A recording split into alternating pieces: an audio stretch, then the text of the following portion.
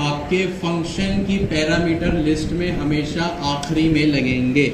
मैंने यहाँ लिखा कलर, ये पहला आर्गुमेंट है, पैरामीटर है। अब ये क्योंकि पैरामीटर लिस्ट का आखिरी आर्गुमेंट है ना रेस्ट, तो देखिए आखिरी में लिखा हुआ है। अगर मैं इसको रिप्लेस करना चाहूँ, मैंने कहा भैया, क्या कहा मैंने, हाँ मैंने कहा भैया इसको रिमूव करो और मेरा पहला पैरामीटर रखो रेस्ट और दूसरे को रखो कलर। तो देखिए एक एरर आ रहा है, रेस्ट पैरामीटर नहीं, ये रहा, a rest parameter must be last in the parameter list. क्या लिखा है यहाँ पे, rest parameter must be in the last of parameter list. तो भैया रेस्ट पैरामीटर जब भी आएगा पैरामीटर लिस्ट के आखिरी में आएगा। अगर आपके पास 50 पैरामीटर है तो 49 पहले आएंगे, 50वां होगा आपका रेस्ट पैरामीटर। 1000 पैरामीटर है तो 999 पहले आएंगे, 1000वां होगा रेस्ट। ठीक हो गया जी, तो ये बात आपको बतानी है। अच्छा, अब मेरा एक सवाल है भैया, मेरा एक वॉलेट है, सही है, उसका कलर यहाँ तो मैंने लिखा है रेड और ब्लैक। अब सपोज कीजिए ऐसे, खैर वैसे होता तो नहीं है लेकिन सपोज कर ही लीजिए कि मेरे वॉलेट का कोई कलर ही नहीं है, वो ट्रांसपेरेंट है, आगे पीछे आर पार दिखे, तो मुझे पहला पैरामीटर करना है स्किप, तो मैं क्या लिखूँ? ऑप्शनल क्वेश्चन मार्क लगाएंगे। भाई एक तो मैंने इसको सबसे पहले चले रिमूव किया, तो इसने जाहिर सी बात है कैश को पहले ले लिया। अच्छा, गड़बड़ हो गई, दूसरा ही फंक्शन बना दिया। ये सबको क्लियर है तो मैं इसको यहाँ से रिमूव कर देता हूँ। मैंने एक फंक्शन बनाया लेट फूड के नाम का, एरो फंक्शन बना लिया।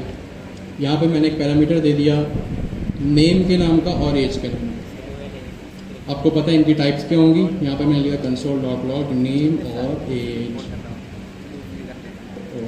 हाँ ठीक हो गया जी। फूड में मैंने लिख दिया नेम या नाम दे दिया, मैंने लिख दिया हुनैन। एज मैंने लिख दी भैया आपकी इतनी एज, ज़्यादा हो गया। हुनैन मुझे स्किप करना है, मैंने कहा भैया हुनैन नाम मुझे देना ही नहीं है, मुझे तो सिर्फ एज देना। तो यहाँ पे जाहिर सी बात है एक एरर तो ये आ रहा है कि 2 आर्गुमेंट मांगे लेकिन आपने एक दिया। मैं ये चाह रहा हूँ कि भैया पहले पैरामीटर को ये स्किप कर दे, पहले आर्गुमेंट को स्किप कर दे, डायरेक्ट एज को कंसिडर करें, ऑप्शनल पैरामीटर दे दो। ऑप्शनल पैरामीटर ठीक है, लेकिन एक और तरीका है इसका, मैं डेवलपमेंट पर्सपेक्टिव से पूछ रहा हूँ। एक तो चले ऑप्शनल पैरामीटर दे दिया हमने, एक और क्या उनसे तरीका? भाई मुझे जब वैल्यू डिफाइन ही नहीं करनी तो क्या लिखता हूँ? हाँ एक जवाब आया, अनडिफाइंड। ठीक है, क्या लिखूं मैं? अनडिफाइंड। तो यहाँ पर मैंने लिख दिया अनडिफाइंड कॉमा। अब जब मैं इसको चलाऊंगा तो देखिए मेरे पास क्या आया, अनडिफाइंड, यानी नेम मैंने दिया ही नहीं है और एज 32 है। सही है, तो ये है एक अनडिफाइंड भी मैंने कहा आपको मैं बता दूं, क्योंकि आगे चल के अगर आपने अनडिफाइंड देख लिया तो परेशान नहीं होना। अच्छा इसकी टाइप क्या होगी? अच्छा यहाँ अनडिफाइंड दिया, आगे चल के मुझे इसको हुनैन रखना है। अब क्या होगा, इसकी टाइप क्या होगी? चले स्ट्रिंग तो मैंने लिख दिया क्योंकि हुनैन लिखा हुआ है। अब एरर आया, argument of type undefined is not assignable to parameter of type string. जवाब भी इसी एरर में ही है, सोचे जरा, दिमाग लगाएं, तुक्का लगाएं, मैं थोड़ी कह रहा हूँ आप सही एक्यूरेट जवाब दो। नल आएगा, डिफॉल्ट कर दो, किसको? नेम को डिफॉल्ट कर दो। ठीक है, टाइप मैं पूछता हूँ पैरामीटर की डेटा टाइप क्या है? जो मैंने यहाँ पे नेम स्ट्रिंग लिखा है ना, अब इसकी टाइप क्या आएगी? अनडिफाइंड। तो अब ये हुनैन में एरर दे रहा है, अननोन, एनी अननोन। ठीक है, और यूनियन टाइप भी मैं इसकी डिफाइन कर सकता हूँ, जो एक अच्छा तरीका है। मैंने लिखा अनडिफाइंड, यूनियन में मैंने एक वर्टिकल बार लगाया, ठीक है, और यहाँ मैंने लिख दिया स्ट्रिंग। वर्टिकल बार पता है ना आपके, जो एंटर की की है ना, शिफ्ट दबा के एंटर की की से ऊपर वाली जो की है वो आप प्रेस करेंगे तो आपके पास ये वर्टिकल बार आ जाएगा। तो अनडिफाइंड और स्ट्रिंग, तो ये यूनियन टाइप्स भी हो गया और मेरे पास यहाँ पे चल भी गया। जैसे होता है ना अनडिफाइंड हम कब लगाते हैं? जब एडवांस में हमें डाटा ना पता, सॉरी डाटा टाइप नहीं पता। ठीक है, जैसे आप लोग यहाँ पे 2000 कुर्सियाँ लगी हुई, अब क्लास शुरू होने से पहले आपकी 2 बजे क्लास होती है। अब 1:45 बजे मुझे थोड़ी पता कितने लोग आएंगे, सही है। आपकी क्लास 2 बजे शुरू होती है और 2000 कुर्सियाँ लगेंगी। 1:45 बजे मुझसे किसी ने पूछ लिया कि भाई आज कितने स्टूडेंट्स आएंगे, मैं बोलूँगा मुझे क्या पता। तो इसका मतलब ये जो मैंने कहा ना मुझे क्या पता, इट मीन्स जो ये टोटल अटेंडेंस की वैल्यू है ना, ये अनडिफाइंड है फिलहाल। लेकिन अब क्योंकि अब आप सब आ गए, क्लास शुरू हो गई है, तो अब मैंने कहा हाँ भाई 2000 कुर्सियाँ लगी हुई हैं, 1500 लोग हैं, तो ये अनडिफाइंड से अब ये चेंज हो गया मेरी एक्चुअल वैल्यू में। ठीक है जी, ऑप्शनल आता है, ऑप्शनल में जाने की नीड तो नहीं है, सही है। तो ये था आपका कुछ फंक्शन का और पैरामीटर्स का रिकैप। अच्छा, ऑप्शनल में भी मैं एक चीज़ बता दूं, ऑप्शनल पैरामीटर भी जो आपका लगेगा ना पैरामीटर लिस्ट के लास्ट में लगेगा। जैसे आपने रेस्ट आखिरी में लगाया ना, ऑप्शनल भी सबसे आखिरी में लगेगा, सही है। वो आप लगा के देख लीजिएगा, और अगर आप एंड में लगाएं तो देख लीजिएगा चल जाएगा, लेकिन आप शुरू में लगाए तो एरर भी पढ़ लीजिएगा। अच्छा, मेरा आपसे एक सवाल है, मैंने कहा ऑप्शनल भी लास्ट में आता है और रेस्ट भी लास्ट में आता है। अब अगर दोनों पैरामीटर्स को मुझे एक ही फंक्शन में एक ही पैरामीटर लिस्ट में यूज़ करना है, तो अब दोनों तो आखिर में लग नहीं सकते, कोई एक तो पहले लगेगा ना। वो एक पहला कौन सा लगेगा?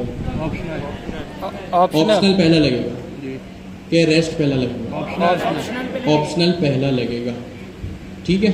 जैसे अब आपने एक पहला रेस्ट की एक और एग्जांपल, फिर ख़त्म करते हैं इसको। एक फंक्शन है आपके जावास्क्रिप्ट का बिल्ट इन, वो भी रेस्ट है, ठीक है। वो कौन सा फंक्शन है? नहीं, आप एक फंक्शन को यूज़ कर रहे हैं जावास्क्रिप्ट के, वो भी रेस्ट पैरामीटर है। कौन सा फंक्शन है वो? कौन सा? console.log। किसने कहा? हैंड रेस करें भाई। हाँ, बिल्कुल सही कहा। आपका जो console.log है ना, वो भी एक रेस्ट पैरामीटर। देखिए हमने console.log लगाया, जैसे ही मैं इस पे माउस ले गया ना, तो देखें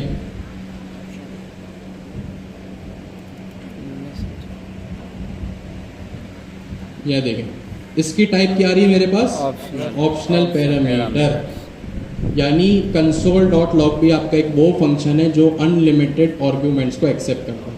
मैंने स्ट्रिंग में लिख लिया हेलो, यहाँ लिख लिया मैंने कॉमा लगा के एक नंबर। डेटा टाइप्स भी डिफरेंट हो सकती हैं और नंबर ऑफ आर्ग्यूमेंट्स भी जितने हो सकते हैं। मैंने यहाँ पे एक फंक्शन डिफाइन भी कर दिया इस तरह से, और यहाँ मैंने रिटर्न करवा दिया ओके, ठीक है। तो ये console.log भी इनडेफिनेट नंबर ऑफ आर्ग्यूमेंट्स को लेता है। अच्छा, console.log में और रिटर्न स्टेटमेंट में क्या डिफरेंस है?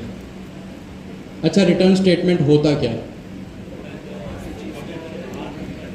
ठीक है, फंक्शन क्या रिटर्न क्या करता है?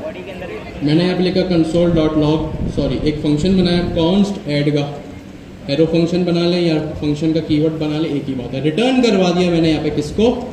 num1 को प्लस num2। जाहिर सी बात है यहाँ मैंने आर्ग्यूमेंट्स पैरामीटर्स दिए नहीं, टाइप आपको पता है क्या है। अब मैंने लिखा console.log sorry const result is equals to add का फंक्शन इसमें स्टोर कराया। ये दो पैरामीटर्स मांग रहे हैं, मैंने कहा भैया 10 और 32। console.log करवा दिया मैंने रिजल्ट को। अच्छा, इसको स्किप कर दें क्योंकि बहुत जज्बाती हो गया, मैं एक साथ सब लिख दिया। मैंने यहाँ पे लिखा console.log और यहाँ भी मैंने लिखा num1 प्लस num2 और इसको मैंने यहाँ पे कॉल करवा दिया 32 प्लस 60 4, 5। इसका आंसर क्या आएगा? 4 प्लस 5 9। num1 num2 इन दोनों को मैंने कराया प्लस, इन दोनों को असाइन कर दी वैल्यू। 4 गया num1 में, 5 गया num2 में। 4 यहाँ पे प्लस का साइन है, यहाँ लिख दिया मैंने 5। 4 प्लस 5 इज इक्वल्स टू 9। तो कंसोल में मेरे पास होपफुली 9 आ जाएगा, ठीक है। ये मेरे पास 9 लिखा हुआ आ गया। console.log में तो 9 आ गया, यानी ये मुझे वैल्यू ला के दे। अब रिटर्न स्टेटमेंट क्यों लगाया मैंने? वेरिएबल में स्टोर तो मैं console.log में भी करा रहा हूँ जी। कोई कुछ कह रहा है यहाँ से? गलत कहिए, तुक्का लगाइए, मैं थोड़ी कह रहा हूँ एक्यूरेट बोलिए। सही है, तो इसलिए रिटर्न यूज होगा। तो ये काम कंसोल डॉट लॉग से नहीं हो सकता। एक सेकेंड, कंसोल डॉट लॉग से नहीं हो सकता। सही है, यहां से आप कोई कुछ कह रहा है। फंक्शन के बाहर कहाँ कराऊँ मैं कंसोल डॉट लॉग? मैं यहाँ पे कंसोल डॉट लॉग लिख दूँ, कंसोल डॉट लॉग, और ऐड के फंक्शन को ही मैंने कंसोल करा दिया। ठीक है, ऐड के फंक्शन को कंसोल कराया, 9 यहाँ भी आ गया, 9 यहाँ भी आ गया। ये वो कंसोल है पहला वाला जो फंक्शन के अंदर हो रहा है, ये वो कंसोल है जो फंक्शन के बाहर हो रहा है। तो रिटर्न स्टेटमेंट में और कंसोल डॉट लॉग में डिफरेंस क्या है? अब आप लोग बहुत अच्छा पढ़ रहे थे, मैंने कहा थोड़ा सा परेशान किया गया।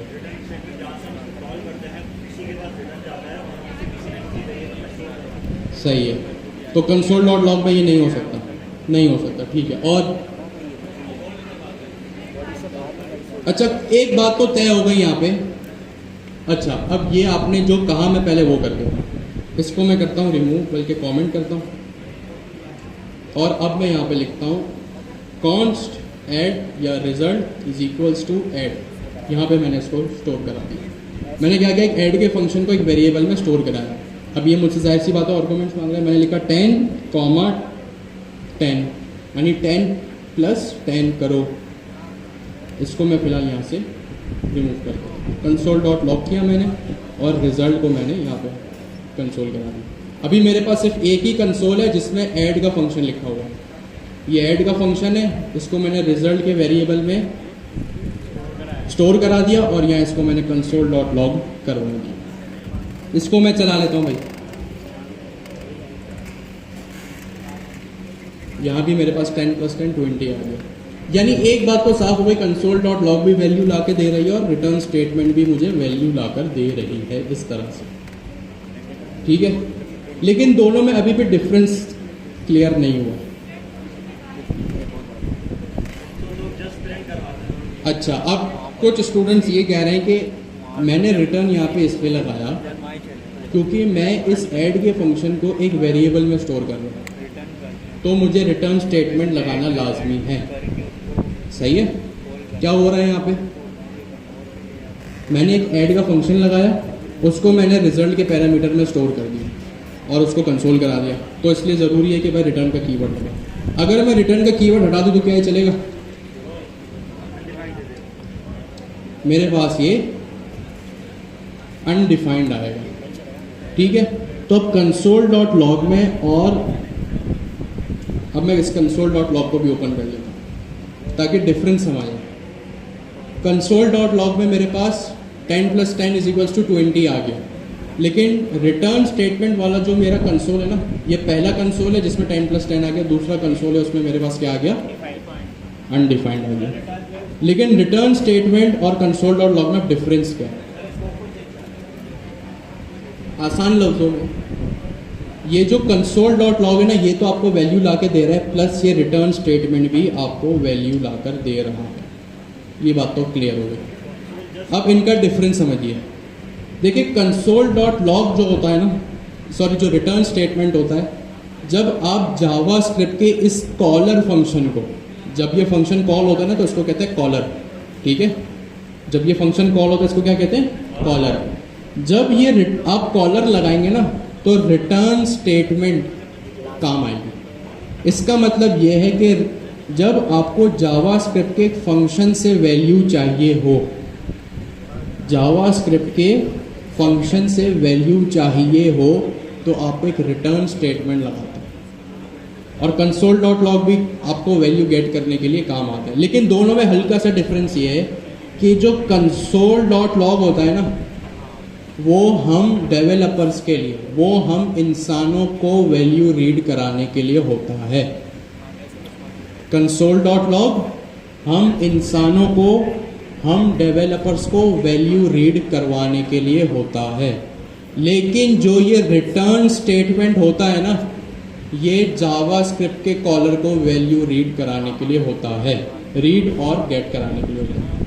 इसकी बात वही है कि जैसे देखें ये मेरे पास मेरा मोबाइल है, क्या है, मेरे पास मेरा मोबाइल है, आपने मुझसे मेरा फ़ोन मांगा, कहा हमें जो है अपने घर पे फ़ोन लेना, मैंने आपको अपना फ़ोन दिया, आपने अपना काम किया, फ़ोन किया घर पे, बात हो गई। अब जाहिर सी बात है ये मेरा फ़ोन है, तो आपको मुझे इसको रिटर्न करना पड़ेगा, यानी मुझे वापस करना पड़ेगा। अब ऐसा थोड़ी होता है कि आपने मेरा फ़ोन लिया और लेके निकल गए। हाँ खैर कराची में तो ऐसा होता है कि आपका फ़ोन कोई भी ले जा सकता है, लेकिन अब आप यहाँ समझे हो क्या, ये मेरा खुद का यूज़र फंक्शन है, ये मैंने ऐड का जो मेरा फंक्शन है ना, ये मेरा खुद का फंक्शन है। मैंने जावास्क्रिप्ट को कहा कि भैया ये लॉजिक लो और इसको एग्जीक्यूट करो, ठीक है। जावास्क्रिप्ट ने मेरा फंक्शन लिया, अब मैंने कहा आपने क्योंकि अब अपना काम कर लिया है ना, सॉरी इस लाइन पे नहीं, इस लाइन पे, इस लाइन पे मैं गलत हाईलाइट कर रहा था, इस लाइन पे ये मेरा फंक्शन है। मैंने कहा जावास्क्रिप्ट भैया इस फंक्शन को एग्जीक्यूट करो, मेरी इस लॉजिक को जो मैंने आपको अपना काम दिया है ना उसको करो। अब ये काम जब हो जाए ना तो उसका रिटर्न मुझे ला के दो। तो जब जावास्क्रिप्ट को मैंने काम दिया करने के लिए तो मुझे उससे काम वापस भी लेना है, तो उसने मुझे रिटर्न कर दिया। तो रिटर्न स्टेटमेंट जावास्क्रिप्ट से वैल्यू लाने के लिए होता है, जबकि console.log जो है वो हम इंसानों को या डेवलपर्स को वैल्यू रीड कराने के लिए होता है, ठीक है। इसकी मैं एक और एग्जांपल बता दूं, सिंपल सी। देखें मैंने एक फंक्शन बनाया कॉन्स्ट कंट्री के नाम is equals to country, console.log मैंने करा दिया पाकिस्तान, लेकिन जब रिटर्न स्टेटमेंट की बारी आई ना तो मैंने लिख दिया ऑस्ट्रेलिया। अब मैं क्या करता हूँ, मैंने लिख दिया let answer is equals to country को मैंने यहाँ स्टोर करा के कॉल करा दिया और मैंने लॉग क्या कराया यहाँ पे आंसर। अब आप मुझे एक बात बताएं कि ये आंसर का वेरिएबल console.log हो रहा है, आंसर का वेरिएबल ये रहा, इसमें ये कंट्री का फंक्शन स्टोर है। अब आप मुझे एक बात बताएं कि जब मैं जावास्क्रिप्ट से वैल्यू ले रहा हूँ, ठीक है, इस गौर से सुनिएगा इस प्रॉब्लम को, इस सवाल को, जब मैं जावास्क्रिप्ट के इस फंक्शन से वैल्यू ले रहा हूँ, जब जावास्क्रिप्ट से वैल्यू ले रहा हूँ तो मेरे पास इस कंसोल में पाकिस्तान आएगा कि ऑस्ट्रेलिया आएगा? क्यों ऑस्ट्रेलिया आएगा? क्योंकि मैं जावास्क्रिप्ट से वैल्यू मांग रहा हूँ और जावास्क्रिप्ट से वैल्यू मांगने के लिए रिटर्न स्टेटमेंट यूज होता है। हम इंसानों डेवलपर्स को वैल्यू रीड कराने के लिए console.log होगा, ठीक है।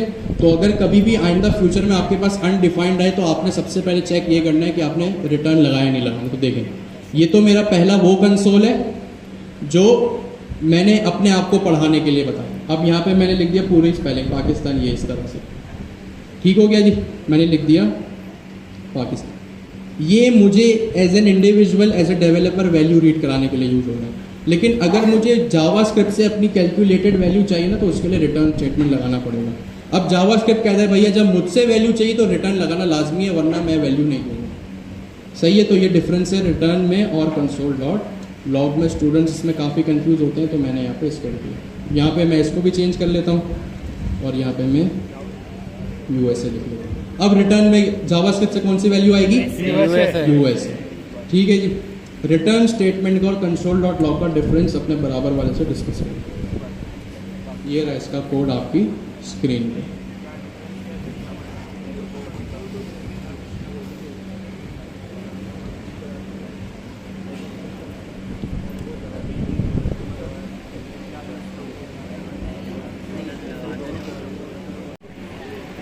जो कि वास्टली यूज़ होता है फ्यूचर में। जब आप प्रोग्रामिंग करेंगे तो आप most of the times async programming पे ही काम कर रहे होंगे, ठीक हो गया जी।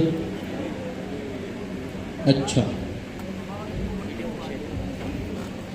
आपकी जो जावास्क्रिप्ट है ना वो सिंक्रोनस लैंग्वेज है। क्या है? सिंक्रोनस का क्या मतलब होता है?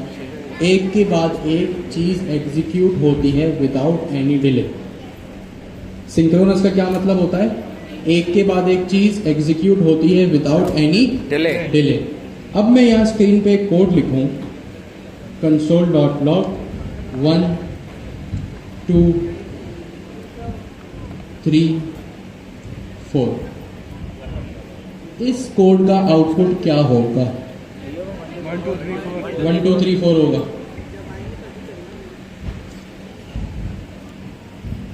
ठीक है। इस कोड का आउटपुट सिंपल 1 2 3 4 है।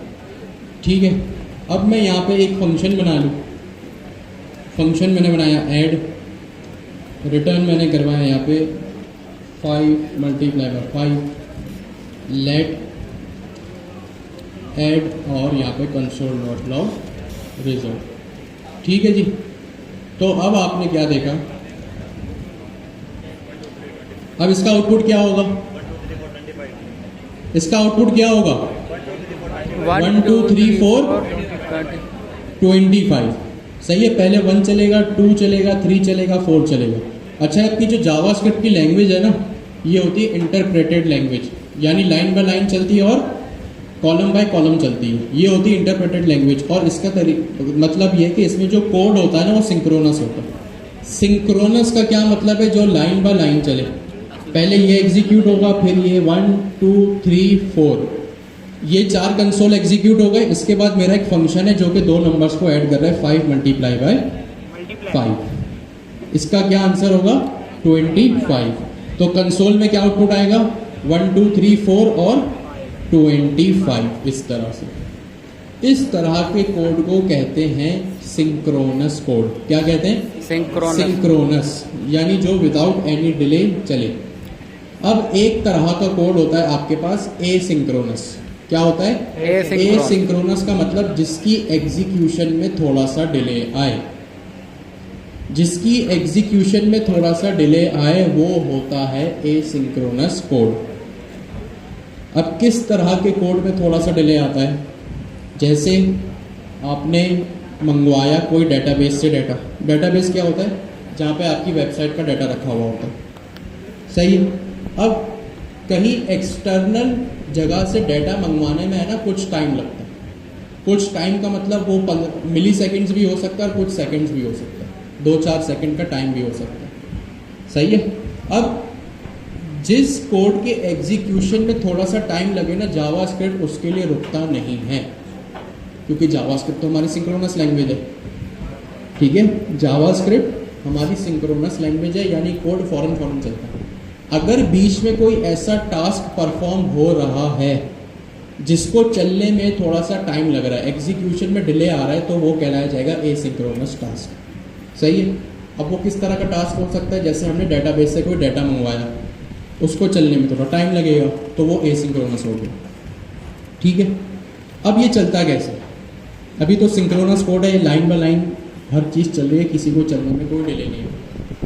लेकिन अगर मैं इसके बीच में कुछ ऐसा कोड लिख दूं जो एसिंक्रोनस हो, यानी सिंक्रोनस कोड के बीच में मैं एसिंक्रोनस कोड लिख दूं, यानी जिस कोड को चलने में कोई डिले नहीं आ रहा उसके बीच में कोई ऐसा कोड आ जाए जिसमें डिले आ रहा है, तो क्या होगा, तो होगा क्या, जैसे ये 3 कंसोल मैंने लगाया, इस कंसोल नंबर 3 के बाद मैं यहाँ पे कुछ ऐसा कोड लिख दूं जिसको चलने में डिले आए, तो होगा क्या कि ये पूरी एग्जीक्यूशन रुक जाएगी।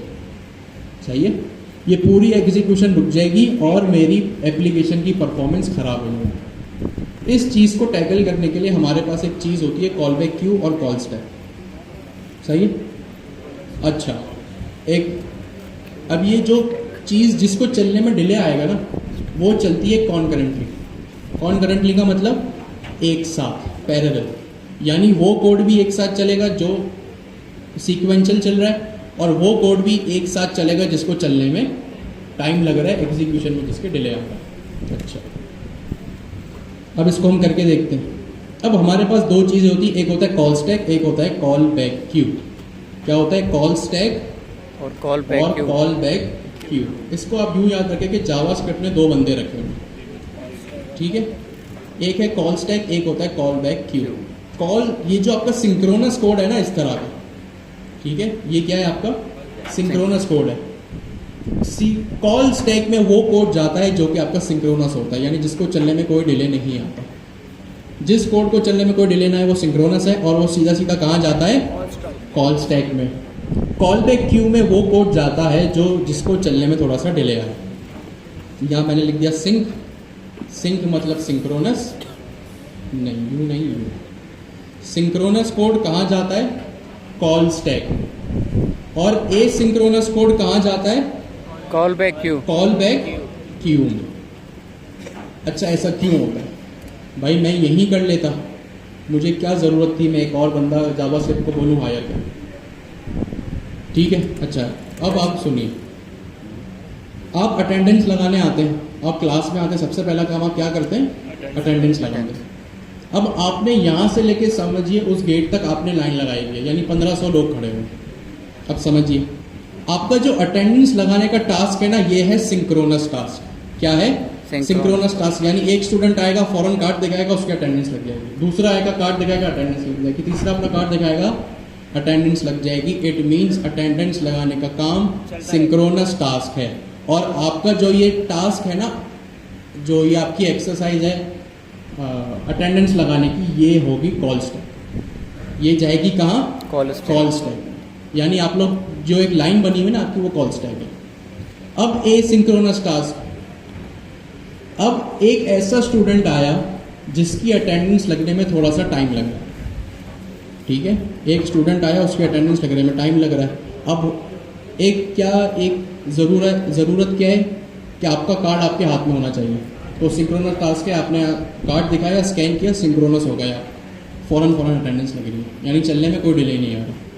अब ए सिंक्रोनस एक स्टूडेंट आया, उसकी अटेंडेंस में लग रहा है टाइम। अब हो सकता है उसका कार्ड उससे मिसप्लेस हो गया, वो अपने बैग में ढूंढ रहा है, वो अपनी जेब में ढूंढ रहा है। अब उस एक स्टूडेंट के चक्कर में पीछे पूरी लाइन अटक गई। मैंने यही कहा ना, यहाँ पे क्या हो रहा है, इस पे आ जाएंगे। एक स्टूडेंट ए सिंक्रोनस है, यानी उसकी अटेंडेंस में थोड़ा सा डिले आ रहा है, यानी वो ए सिंक्रोनस अटेंडेंस हो रही है। अब उस एक के चक्कर में क्या हो रहा है, पीछे पूरी लाइन अटक गई। अब आप मुझे एक बात बताएं, कौन सी अप्रोच बेहतर है कि उस एक स्टूडेंट को लाइन में खड़ा रखा जाए और कहा जाए भाई ढूंढ लो अपना कार्ड, चाहे पीछे सब खुआर होते हैं, ये बेटर अप्रोच है? या उसको बोला जाए भाई अब थोड़ा सा साइड पे हो जाओ, जो रेडी है उनको आगे आने दो। ठीक है, अब जो रेडी है उनकी टास्क, उनकी अटेंडेंस फौरन लगेगी। अब जो एक स्टूडेंट साइड पे हो गया ना, क्योंकि अब वो साइड पे हो गया, अपना कार्ड ढूंढता रहे, जब मिल जाए तो फिर लाइन में आ जाए। सही है? और पीछे जो अटेंडेंस के लिए रेडी है वो आगे आ जाए। कौन सी अप्रोच बेहतर है, पहली कि दूसरी? सेकंड वाली, दूसरी। इसीलिए यहाँ पे दो बंदे जावास्क्रिप्ट ने रखे हैं। तो जिस स्टूडेंट को आपने कहा ना भाई आप साइड पे होकर अपना कार्ड ढूंढ लो, उसको कंसिडर कीजिए आप, वो चला गया कॉल बैक क्यू में। सही है? वो कहाँ चला गया? कॉल बैक क्यू में। और जो स्टूडेंट्स आप में से अटेंडेंस लगाने को बिल्कुल रेडी थे, एकदम तैयार, वो हैं कॉल स्टैक में। जो आपकी लाइन लगी हुई ना, ये कॉल स्टैक है। जिस स्टूडेंट्स की एग्जीक्यूशन में अटेंडेंस में थोड़ा सा डिले हो रहा है, आपने उसको कर दिया साइड पे, वो हो गया कॉल बैक क्यू में। जल्दी से डिफरेंस अपने बराबर वाले को समझो। Okay sir. पहले 5-6 सवाल आपसे एसिंक प्रोग्रामिंग के बारे में ही होंगे, तो ये बड़ा इंपॉर्टेंट टॉपिक है, इसको गौर से सुनिए। समझ नहीं आए तो घर जाके इसकी लाजमी प्रैक्टिस करनी है। प्रैक्टिस की अपनी आदत बना ले, वरना फ़ायदा नहीं है इतनी धूप में आप जो मेहनत करके आते हैं ना उस चीज़ की। ये सिर्फ आपकी 60% मेहनत पूरी होती है, 40% उस वक्त पूरी होगी जब आप घर जाके सेम चीज़ की 2-3 बार प्रैक्टिस करेंगे। ठीक है? अच्छा, अभी तो हमारे पास, अब मैंने यहाँ सिंक्रोनस कोड तो लिख लिया, मैंने यहाँ पे सिंक्रोनस कोड तो लिख लिया। ए सिंक कोड अब मैं यहाँ पे लिखता हूँ, यानी ए सिंक्रोनस कोड मैं यहाँ पे लिखता हूँ। अब ए सिंक्रोनस कोड क्या है? डेटाबेस से डाटा लाना। लेकिन इस पॉइंट पे तो हमें डेटाबेस आता नहीं है, तो हम क्या करें? हमारे पास जावास्क्रिप्ट का एक बिल्ट इन फंक्शन होता है, कौन सा? सेट टाइम आउट, जिसकी एग्जीक्यूशन में हम खुद बता सकते हैं कि आपको कितने देर का डिले लाना है। मैंने यहाँ 3 कंसोल लगाए, console.log 1 2 3, ये तो सिंक्रोनस है, यानी ये वो 3 स्टूडेंट है जिनकी अटेंडेंस में कोई डिले नहीं आएगा। अब एक ऐसा स्टूडेंट, एक ऐसा शाहकार आ गया जिसकी अटेंडेंस में डिले जा रहा है। मैंने लिखा सेट टाइम आउट। ये जावास्क्रिप्ट का क्या है? एक बिल्ट इन फंक्शन है, ये रहा सेट टाइम। अब क्योंकि एक फंक्शन है तो राउंड ब्रैकेट्स लगेंगे। ये फंक्शन अपने अंदर एक जो है वो क्या करता है? फंक्शन एक्सेप्ट करता है एज एन आर्गुमेंट। मैंने यहाँ पे लगाया राउंड ब्रैकेट्स। स्क्रीन हैंग हो गई है। ओ, स्क्रीन हो गई।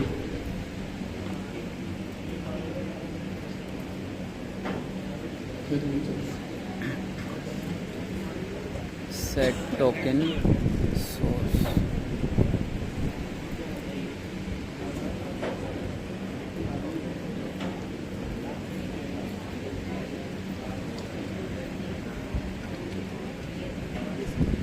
ठीक है जी। तो मैंने यहाँ पे क्या किया, एक सेट टाइम आउट का फंक्शन लगाया। दोबारा सुनिए, सेट टाइम आउट। हाँ, तो ये देखिए आपकी स्क्रीन में डिले आ गया ना, तो ये एसिंक्रोनस हो गया, यानी आपको इसके लिए वेट करना पड़ा। मैंने लिखा सेट, तो ये एसिंक्रोनस में ज़्यादा लंबा हो गया। जरगाम भाई, इंटरनेट इशू कर रहे हैं, वो केबल नहीं। सेट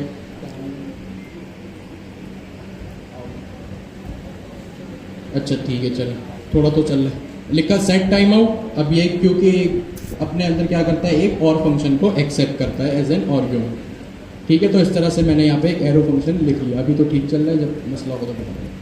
ये सेट टाइम आउट का सिंटैक्स है। सिंटैक्स मतलब लिखने का तरीका। मैं ये सिंक्रोनस है, यानी ये वो 3 स्टूडेंट हैं जिनकी एग्जीक्यूशन में डिले आ रहा है। सॉरी, ये वो सिंक्रोनस कोड है जिनकी अटेंडेंस फौरन लग रही है। अब मैंने बीच में लगाया एक सेट टाइम आउट। अब सेट टाइम आउट आपका एक एसिंक्रोनस फंक्शन है, यानी इसको एग्जीक्यूट होने में थोड़ा सा टाइम लगेगा। आपने यहाँ बीच में क्या किया, कर्ली ब्रैकेट्स के बीच में यहाँ पे लिख दिया I am set time out. ठीक है जी, I am set time out. अब यहाँ पे आपने कंसोल में क्या किया, सॉरी इसकी बॉडी में ब्रैकेट्स खत्म हो रहे हैं ना, क्या कर रहे हैं, जहाँ पे ये कर्ली ब्रैकेट्स खत्म हो रहे हैं और ये राउंड ब्रैकेट से पहले, कर्ली ब्रैकेट्स के बाद राउंड ब्रैकेट से पहले आप लगाएंगे एक कॉमा, और यहाँ मिली सेकेंड्स में क्या करेंगे, मिली सेकेंड्स में अपना टाइम डिफाइन करेंगे। मिली सेकेंड्स मतलब 1000 millisecond is equals to 1 second. ठीक है, अब अगर 2000 मिली सेकेंड होंगे तो कितने सेकेंड होंगे, 2 सेकेंड। 10,000 मिली सेकेंड होंगे तो कितने सेकेंड होंगे, 10 सेकेंड। सही है। तो यहाँ मैंने लिख लिया 1500 मिली सेकेंड, यानी 1.5 सेकेंड मैंने लिख लिया। ठीक है, अब देखिए इसकी एग्जीक्यूशन किस तरह से होगी। मेरा कोड देखिए पहले किस तरह से लिखा हुआ।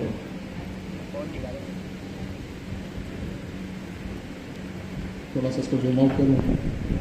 ठीक है, 3 कंसोल है, सिंक्रोनस है, इसको चलने में लगेगा थोड़ा सा टाइम। ये भी वो स्टूडेंट है जिसकी अटेंडेंस में कोई डिले नहीं है, ये फंक्शन भी वो स्टूडेंट है जिसकी एग्जीक्यूशन में कोई डिले नहीं है। अब इसका आउटपुट देखें किस तरह से है। पहले क्या आउटपुट आ रहा था, 1 2 3 4 और 25। अब देखिए इसका क्या आउटपुट आएगा। देखिए सारी नजरें स्क्रीन पे।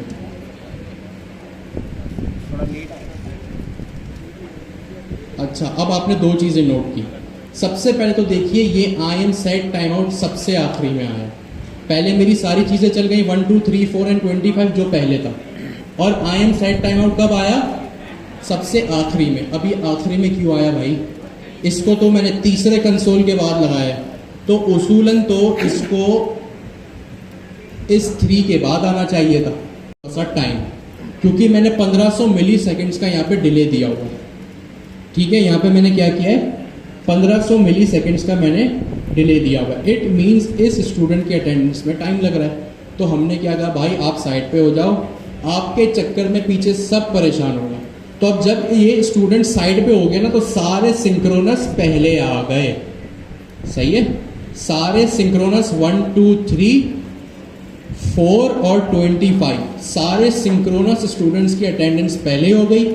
जिसकी अटेंडेंस में डिले जा रहा था वो लाइन की सबसे आखिरी में आएगा, इसलिए इसको कहते हैं set time out. I repeat, synchronous सबसे पहले आएंगे, चाहे जितने भी हो सिंक्रोनस सबसे पहले आएंगे, और ए सिंक्रोनस सबसे लास्ट में एग्जीक्यूट होगा। इसका मतलब कॉल स्टैक का कोड पहले चलता है, कॉल बैक क्यू का सबसे लास्ट में चलता है।